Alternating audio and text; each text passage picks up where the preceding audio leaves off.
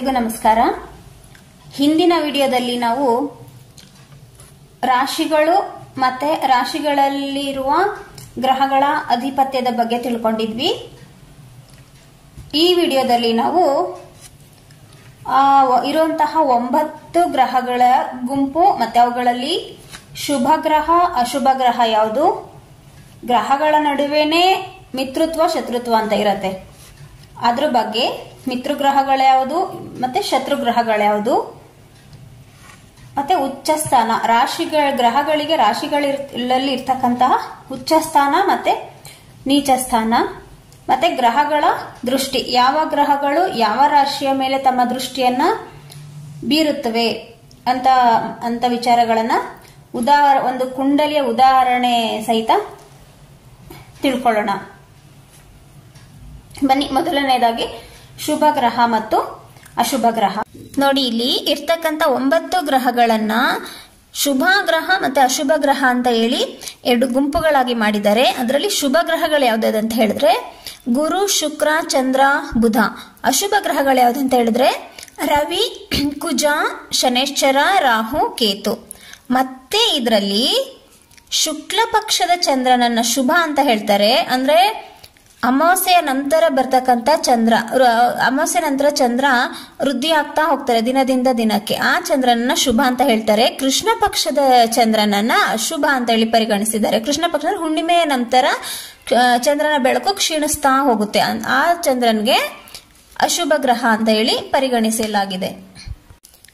ನಂತರ ಮಿತ್ರ ಗ್ರಹ ಮತ್ತೆ ಶತ್ರು ಗ್ರಹಗಳ ಬಗ್ಗೆ ನೋಡೋಣ. ರವಿ ಗ್ರಹಕ್ಕೆ ಚಂದ್ರ, ಗುರು ಮತ್ತೆ ಕುಜ ಗ್ರಹರು ಮಿತ್ರರಾಗ್ತಾರೆ. ಚಂದ್ರ ಗ್ರಹಕ್ಕೆ ರವಿ, ಗುರು, ಕುಜ ಮಿತ್ರರಾಗ್ತಾರೆ. ಕುಜ ಗ್ರಹಕ್ಕೆ ರವಿ, ಚಂದ್ರ, ಗುರು ಮಿತ್ರರಾಗ್ತಾರೆ. ಬುಧ ಗ್ರಹಕ್ಕೆ ಶನೈಶ್ಚರ, ಶುಕ್ರ, ರಾಹು. ಗುರು ಗ್ರಹಕ್ಕೆ ರವಿ, ಚಂದ್ರ, ಕುಜ ಮಿತ್ರರಾಗ್ತಾರೆ. ಶುಕ್ರ ಗ್ರಹಕ್ಕೆ ಶನೈಶ್ಚರ, ಬುಧ, ರಾಹು. ಶನಿ ಗ್ರಹಕ್ಕೆ ಬುಧ, ಶುಕ್ರ, ರಾಹು.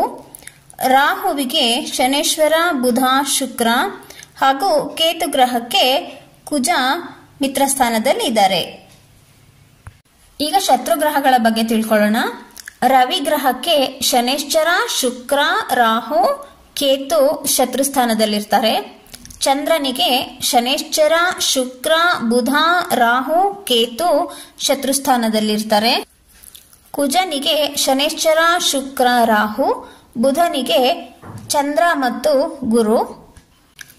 ಗುರು ಗ್ರಹಕ್ಕೆ ಶುಕ್ರ, ಬುಧ, ರಾಹು, ಕೇತು. ಶುಕ್ರ ಗ್ರಹಕ್ಕೆ ರವಿ, ಗುರು, ಚಂದ್ರ. ಶನೇಶ್ವರರಿಗೆ ರವಿ, ಚಂದ್ರ, ಕುಜ. ರಾಹುವಿಗೆ ರವಿ, ಚಂದ್ರ, ಗುರು ಮತ್ತು ಕೇತು ಗ್ರಹಕ್ಕೆ ರವಿ, ಚಂದ್ರ, ಗುರು ಗ್ರಹರು ಶತ್ರುಸ್ಥಾನದಲ್ಲಿದ್ದಾರೆ. ನೆಕ್ಸ್ಟ್ ಗ್ರಹಗಳ ಸ್ಥಾನಗಳ ಬಗ್ಗೆ ತಿಳ್ಕೊಳ್ಳೋಣ. ಅಂದ್ರೆ ಯಾವ ಗ್ರಹ ಯಾವ ಮನೆಯಲ್ಲಿ ಇದ್ದಾಗ ಹೆಚ್ಚು ಪವರ್ಫುಲ್ ಆಗಿರುತ್ತೆ, ಯಾವ ಮನೆಯಲ್ಲಿ ಇದ್ದಾಗ ಸ್ವಲ್ಪ ಕಡಿಮೆ ಪವರ್ ಅನ್ನ ಹೊಂದಿರುತ್ತೆ, ಅಂದ್ರೆ ಉಚ್ಚ ಸ್ಥಾನ ನೀಚ ಸ್ಥಾನ ಅಂತ ಹೇಳಿ ಕರೀತಾರೆ ಜ್ಯೋತಿಷ್ಯದಲ್ಲಿ. ಸೊ ನೋಡಿ, ಇವಾಗ ಮೇಷ ರಾಶಿಗೆ ಉಚ್ಚ ಸ್ಥಾನ ಬಂದ್ಬಿಟ್ಟು ರವಿ ಇದೆ. ವೃಷಭಗೆ ಚಂದ್ರ, ಮಿಥುನದಲ್ಲಿ ರಾಹು ಉಚ್ಚ ಸ್ಥಾನವನ್ನು ಪಡ್ಕೊಂಡಿದ್ದಾರೆ. ಕಟಕದಲ್ಲಿ ಗುರು ಉಚ್ಚ ಸ್ಥಾನವನ್ನ ಪಡ್ಕೊಂಡಿದ್ದಾರೆ. ಸಿಂಹ ರಾಶಿಯಲ್ಲಿ ಯಾವ ಗ್ರಹಕ್ಕೂ ಸಹ ಉಚ್ಚ ಸ್ಥಾನವನ್ನ ಕೊಟ್ಟಿಲ್ಲ. ಕನ್ಯಾ ರಾಶಿಯಲ್ಲಿ ಬುಧ, ತುಲಾ ರಾಶಿಯಲ್ಲಿ ಶನೈಶ್ಚರ, ವೃಶ್ಚಿಕಗೆ ಕೂಡ ಯಾವ ಗ್ರಹದ ಒಂದು ಉಚ್ಚ ಸ್ಥಾನ ಇಲ್ಲ ಅಲ್ಲಿ. ಧನಸ್ಸುನಲ್ಲಿ ಕೇತು ಉಚ್ಚ ಸ್ಥಾನವನ್ನ ಪಡ್ಕೊಂಡಿದ್ದಾರೆ. ಮಕರದಲ್ಲಿ ಕುಜ, ಕುಂಭದಲ್ಲಿ ಕೂಡ ಯಾವ ಗ್ರಹನೂ ಇಲ್ಲ. ಮೀನದಲ್ಲಿ ಶುಕ್ರ ಉಚ್ಚ ಸ್ಥಾನವನ್ನ ಪಡ್ಕೊಂಡಿದ್ದಾರೆ. ನೆಕ್ಸ್ಟ್ ನೀಚ ಸ್ಥಾನದ ಬಗ್ಗೆ ತಿಳ್ಕೊಳ್ಳೋಣ. ಅಂದ್ರೆ ಯಾವ ರಾಶಿಗಳಲ್ಲಿ ಯಾವ ಗ್ರಹಗಳಿದ್ದಾಗ ಬಲಹೀನರಾಗಿರ್ತಾರೆ ಅಂತ. ಮೇಷದಲ್ಲಿ ಶನೈಶ್ಚರ, ವೃಷಭದಲ್ಲಿ ಏನು ಇಲ್ಲ, ಯಾವ ಗ್ರಹನೂ ಇಲ್ಲ. ಮಿಥುನದಲ್ಲಿ ಕೇತು, ಕಟಕದಲ್ಲಿ ಕುಜ, ಸಿಂಹದಲ್ಲಿ ಯಾವ ಗ್ರಹನೂ ಬಲಹೀನ ಆಗಿರಲ್ಲ. ಕನ್ಯಾದಲ್ಲಿ ಶುಕ್ರ, ತುಲಾದಲ್ಲಿ ರವಿ, ವೃಶ್ಚಿಕದಲ್ಲಿ ಚಂದ್ರ, ಧನಸ್ಸಿನಲ್ಲಿ ರಾಹು, ಮಕರದಲ್ಲಿ ಗುರು, ಕುಂಭದಲ್ಲಿ ಯಾವ ಗ್ರಹ ಇಲ್ಲ, ಮೀನದಲ್ಲಿ ಬುಧ ಗ್ರಹ. ಸೊ ಇವಿಷ್ಟು ಗ್ರಹಗಳ ಒಂದು ನೀಚ ಸ್ಥಾನ ಆಯಿತು. ಇವಾಗ ಗ್ರಹಗಳ ದೃಷ್ಟಿಯ ಬಗ್ಗೆ ತಿಳಿದುಕೊಳ್ಳೋಣ. ಅಂದರೆ ಯಾವ್ಯಾವ ಗ್ರಹಗಳು ಇರ್ತಕ್ಕಂಥ 12 ರಾಶಿಗಳ ಮೇಲೆ ಹೇಗೆ ದೃಷ್ಟಿಯನ್ನು ಬೀರುತ್ತವೆ ಎಂದು. ಯಾವ ರೀತಿ ನಾವು ಮನುಷ್ಯರು ನಮ್ಮ ಮನೆಯಿಂದ ಎಷ್ಟೇ ದೂರ ಹೋದರೂ ಸಹ ನಮ್ಮ ಮನೆಯ ಮೇಲೆ ನಮ್ಮ ಒಂದು ಗಮನ ಇರುತ್ತೋ, ಅದೇ ಥರ ಈ ಗ್ರಹಗಳು ಕೂಡ ಯಾವುದೇ ರಾಶಿಯಲ್ಲಿದ್ದರೂ ಅವಕ್ಕೆ ಸಂಬಂಧಪಟ್ಟಂತಹ ರಾಶಿಯ ಮೇಲೆ ತಮ್ಮ ದೃಷ್ಟಿಯನ್ನು ಇರಿಸುತ್ತವೆ. ಇದರಲ್ಲಿ ರಾಹು ಕೇತುಗಳನ್ನು ಬಿಟ್ಟು ಉಳಿದಂತಹ 7 ಗ್ರಹಗಳಿಗೆ, ಅಂದರೆ ರವಿ, ಚಂದ್ರ, ಕುಜ, ಬುಧ, ಗುರು, ಶುಕ್ರ, ಶನಿ 7 ಗ್ರಹಗಳಿಗೆ ಸಾಮಾನ್ಯವಾಗಿ 7ನೇ ಮನೆಯ ದೃಷ್ಟಿಯನ್ನು ಕೊಟ್ಟಿದ್ದಾರೆ. ಇದರಲ್ಲಿ ವಿಶೇಷವಾಗಿ ಗುರು, ಕುಜ ಮತ್ತು ಶನಿ ಗ್ರಹಕ್ಕೆ ಈ 7ನೇ ಮನೆಯ ಜೊತೆಗೆ ಅಡಿಷನಲ್ಲಿ ಮತ್ತೆ 2 ರಾಶಿಗಳ ದೃಷ್ಟಿಯನ್ನು ಕೊಟ್ಟಿದ್ದಾರೆ. ಸೊ ಅವು ಯಾವ್ಯಾವಪ್ಪ ಅಂತ ಹೇಳಿದ್ರೆ, ಕುಜನಿಗೆ 7ನೇ ಮನೆ ಜೊತೆ ಇಲ್ಲಿ ನೋಡಿ 4, 8ನೇ ಮನೆ ದೃಷ್ಟಿಯನ್ನು ಕೊಟ್ಟಿದ್ದಾರೆ. ಇಲ್ಲಿ ಕುಜ ಇದ್ರೆ 4ನೇ ಮನೆ, 7ನೇ ಮನೆ, 8ನೇ ಮನೆಯನ್ನು ಅವ್ರು ಎಲ್ಲೇ ಇದ್ರೂ ವೀಕ್ಷಣೆ ಮಾಡ್ತಾ ಇರ್ತಾರೆ. ಅದೇ ತರ ಗುರುಗ್ ಬಂದ್ಬಿಟ್ಟು 5 ಮತ್ತೆ 9ನೇ ಮನೆ, 7ನೇ ಮನೆ ಜೊತೆ 5, 9 ಅಡಿಷನಲ್ ಎಕ್ಸ್ಟ್ರಾ ಮನೆ ದೃಷ್ಟಿ ಇರುತ್ತೆ. ಮತ್ತೆ ಶನೇಶ್ವರರಿಗೆ 7ನೇ ಮನೆ ಜೊತೆ 3 ಮತ್ತೆ 10ನೇ ಮನೆ ಎಕ್ಸ್ಟ್ರಾ ದೃಷ್ಟಿ ಇರುತ್ತೆ. ಈ ತರ ಅಂದ್ರೆ ನೀವು ನಿಮ್ಮ ಕುಂಡಲಿಯಲ್ಲಿ ಈ ಕುಜ ಇಲ್ಲಿ ಯಾವ ಮನೆಯಲ್ಲಿ ಇರ್ತಾನೆ ಅಲ್ಲಿಂದ 4, 7, 8ನೇ ಮನೆ ದೃಷ್ಟಿಯನ್ನು ನೋಡ್ಕೋಬೇಕು. ಎಕ್ಸಾಂಪಲ್ ನಿಮ್ಗೆ ಕುಜ ಸಿಂಹ ರಾಶಿಯಲ್ಲಿ ಇದ್ದಾರೆ ಅಂದ್ಕೊಳ್ಳಿ, ಅಲ್ಲಿಂದ 4ನೇ ಮನೆ 1, 2, 3, 4, ನೆಕ್ಸ್ಟ್ 7, 5, 6, 7ನೇ ಮನೆ ಮತ್ತೆ 8ನೇ ಮನೆ. ಈ ತರ ಕುಜ ನಿಮ್ ಜಾತಕದಲ್ಲಿ ಎಲ್ಲಿರ್ತಾರೆ ಅಲ್ಲಿಂದ ಮನೆಗಳ ಲೆಕ್ಕ ಹಾಕೊಂಡು ಆ ದೃಷ್ಟಿ ಇರುತ್ತೆ ಅಂತ ತಿಳ್ಕೊಳ್ಳಿ. ಆಮೇಲೆ ನೆಕ್ಸ್ಟ್ ಗುರುದು ನೋಡಿದ್ರೆ ಗುರು ಅಷ್ಟೇ, ಇವಾಗ ಇಲ್ಲಿ ಇದ್ದಾರೆ, ಇಲ್ಲಿಂದ 5, 7, 9 ಅಂತ ಆಯ್ತು. ನಿಮ್ಮ ಕುಂಡಲಿಯಲ್ಲಿ ಗುರು ಎಕ್ಸಾಂಪಲ್ ನಿಮ್ಗೆ ಧನಸ್ಸುನಲ್ಲಿ ಇರ್ತಾರೆ ಅಂದ್ಕೊಳ್ಳಿ. ಸೊ ಧನಸ್ಸು ಇಂದ 5ನೇ ಮನೆ 1, 2, 3, 4, 5 ಮತ್ತೆ ಅಲ್ಲಿಂದ ನೆಕ್ಸ್ಟ್ 9ನೇ ಮನೆ 6, 7, 8, 9 ಇಲ್ಲಿಗೆ ದೃಷ್ಟಿ ನೋಡ್ತಾ ಇರ್ತಾರೆ.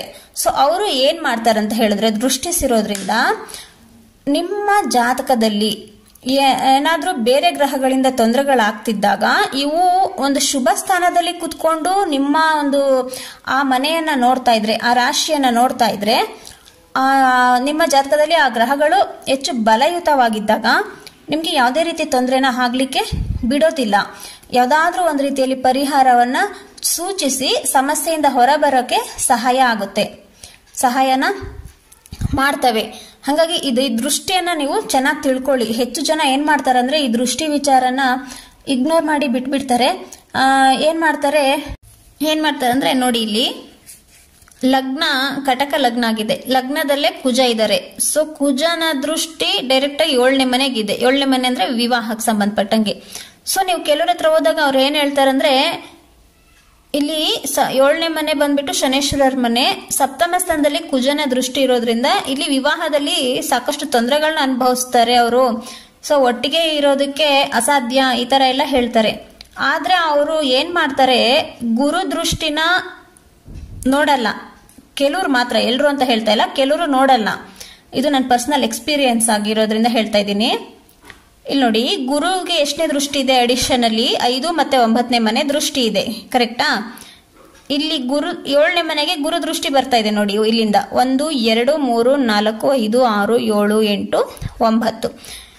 ಗುರು ಸಪ್ತಮ ಸ್ಥಾನ ವಿವಾಹ ಸ್ಥಾನವನ್ನ ನೋಡ್ತಾ ಇರೋದ್ರಿಂದ ಅಲ್ಲಿ ಏನಾಗತ್ತೆ, ಕುಜನಿಂದ ವಿವಾಹದಲ್ಲಿ ಬರ್ತಕ್ಕಂತಹ ಪ್ರಾಬ್ಲಮ್ಸ್ ಸಾಲ್ವ್ ಆಗತ್ತೆ. ನೀವು ಫೇಸ್ ಮಾಡ್ಬೇಕಂದ್ ಪ್ರಾಬ್ಲಮ್ಸ್ ಬರ್ತಾ ಇದ್ರು ಕೂಡ ಓನ್ಲಿ 25% ನೀವು ಫೇಸ್ ಮಾಡಲೇಬೇಕು.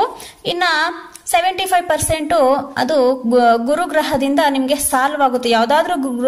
ಯಾವ್ದಾದ್ರೂ ರೂಪದಲ್ಲಿ ನಿಮ್ಗೆ ಗುರು ಬಂದ್ಬಿಟ್ಟು ಅಲ್ಲಿ ಪರಿಹಾರವನ್ನ ಕೊಟ್ಟು ಪ್ರಾಬ್ಲಮ್ಸ್ ಇಂದ ಹೊರ ತರ್ತಾರೆ. ಸೊ ಈ ರೀತಿ ಇರುತ್ತೆ.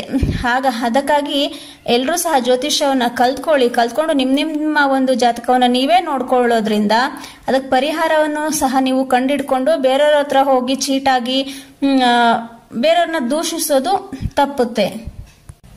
ಮುಂದಿನ ವಿಡಿಯೋದಲ್ಲಿ ವಿವಾಹಕ್ಕೆ ಸಂಬಂಧಪಟ್ಟಂತಹ ಇನ್ನಷ್ಟು ವಿಚಾರಗಳನ್ನ ತಿಳಿದುಕೊಳ್ಳೋಣ. ಅಂದ್ರೆ ವಿವಾಹದಲ್ಲಿ ಗುರುಬಲ ಅಂದ್ರೆ ಏನು, ವಿವಾಹ ಯಾವಾಗ ಆಗುತ್ತೆ, ಮತ್ತೆ ವಿವಾಹ ವಿಳಂಬಕ್ಕೆ ಕಾರಣಗಳೇನು, ವಿವಾಹದಲ್ಲಿ ಕುಜದೋಷ ಎಷ್ಟರ ಮಟ್ಟಿಗೆ ಇಂಪ್ಯಾಕ್ಟ್ ಆಗತ್ತೆ ಅಥವಾ ಆಗಲ್ಲ, ಇನ್ ಕೇಸ್ ಕುಜದೋಷ ಇದ್ರೆ ಅದಕ್ಕೆ ಸೂಕ್ತ ಪರಿಹಾರ ಕ್ರಮಗಳೇನು, ಹೀಗೆ ಇತ್ಯಾದಿ ವಿಷಯಗಳನ್ನ ತಿಳ್ಕೊಳ್ಳೋಣ. ಧನ್ಯವಾದಗಳು.